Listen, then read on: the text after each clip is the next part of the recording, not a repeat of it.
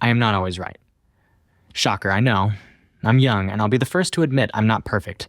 I promise not a single person on this planet wants us to succeed more than I do, and no matter how much you work, you'll never invest more time into this company than I will, but I can't promise I'll always be right. Having said that, there are ways you can help me be right more often. For starters, you need to understand the world I'm in and how my mind works. This book, in particular, is for our production company, which, by the way, is the most important company and allows everything else to succeed. Without the videos, everything else dies, but it's not all I have going on. I have to be the main talent for every gaming video, every Reacts video, every philanthropy video, every TikTok, Instapost, and every main channel video, which is basically 3 full-time jobs all by itself. Little things like sending videos to people for birthdays, attending events, networking, etc. all add up because I'm the face of the channel. On top of being the main talent, I have to work with each channel to make sure the creatives are always evolving and not getting stale, and in general be a visionary for them. Basically running 4 channels at a high level better than anyone else in the world can run one. We also have a Beast Burger and Feastables, and I still have to set the vision and be the lead creative.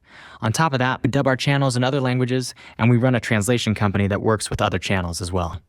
I also multiple times a week have to call other YouTubers and see what they are testing doing so I can always stay up to date and make sure we aren't missing anything, also known as you need me networking a lot. What I'm trying to say is I have to run 4 channels, 3 businesses, a charity, and network maintain our image all at the same time. So, when you need something from me, you have to understand that I'm probably not as knowledgeable about a video as you. Whatever you don't tell me, I don't know. When getting an answer from me, it's ideal you do the research and come to me with context and options. Instead of saying, in a coming up video, we are giving away a car. What do you think of this Lexus? It's only $10,000, which is how 99% of questions are asked of me. Do this instead. We have an upcoming Would You Rather video. One of the bits at the 6 to 9 minute mark, we will be giving away a car.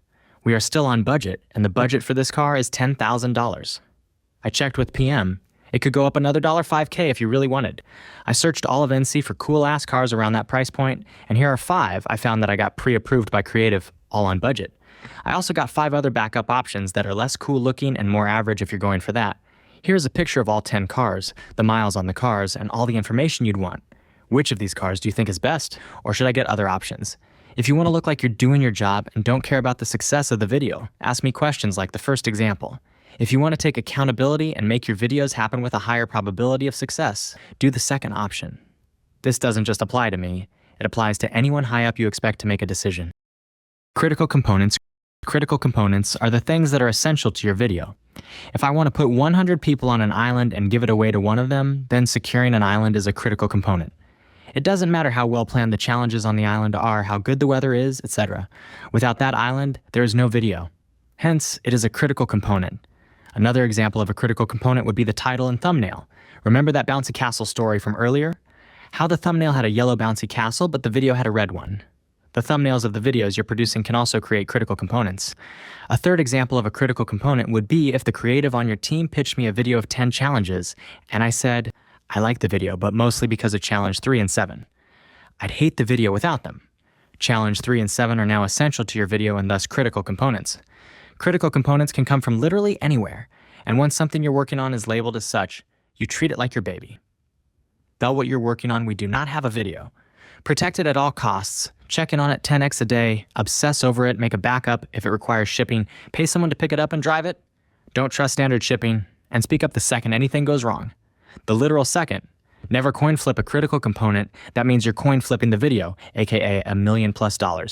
And always bring in me or James earlier rather than later. Communication lines. It's very important as a company we maintain proper communication lines, on set and off set. There's always someone responsible for everything on the video, and if multiple people are responsible for the same thing, then that's a problem and needs to be fixed immediately. Ideally, when communicating across departments, you go up and then over. If you skip and just go below, you must then call and let the people in charge know. Let's say you're a production coordinator, and you call a writer and tell him you need some bits about a sandwich being cooked with lava. Seems harmless. Except now Tyler, head of creative, has no idea what his writer is working on, and worse, doesn't know that's an option when he directs the video. Will, head of production, also has no idea this has been set into motion, and when planning and tracking the progress of the video, he doesn't know to account for this. Will later finds out about it and assumes Tyler approved the bit and starts planning on how to make lava. and then wastes 3 days making lava until Tyler catches wind, and then Tyler asks why she is making lava, and she has no idea, and everyone is confused. This is what happens when you don't follow proper communication lines. If when this bit was requested Tyler and Will were called first, days of bullshit would have been saved. Seems simple, but it happens dozens of times a week and causes tons of double and triple work. Creativity saves money. I don't think it comes as a surprise when I say we don't have unlimited money here. We can't have every video constantly going over budget because the money has to come from somewhere. But you're in a tough spot because I constantly want better and better videos. A lot of people who work here have definitely thought before, if Jimmy wants us to be on budget, why does he keep asking us to do so many expensive things? Or I know Jimmy won't like this, so I need to spend more money. People always assume money is the answer, and if we just spend more money, we can give Jimmy what he wants, which is wrong. Creativity is the answer. Here's an example I use all the time with our gaming team. They love to give away money every video. But, which sounds cooler to you as a prize for a gaming video? $20,000 or a year's supply of Doritos? To me, Doritos is so much funnier, and I think our audience would find it hilarious. So let's say we define a year's supply of Doritos by 5 packs of Doritos a day for 365 days. That's 1,825 packs of Doritos, and a quick Google search shows you can buy a pack of Doritos for less than $1. But we can round up and just say $1 per pack of Doritos.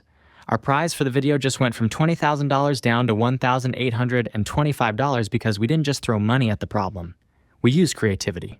This applies to everything every single one of you do. Whether it be finding a crane for a video, deciding prizes, picking locations, finding critical components, or doing the most minuscule thing, use creativity to save money. Because every dollar we save allows me to give you guys more stability and hire more people to make your life easier. If you want to succeed here, say this 10x in your head. Creativity saves money.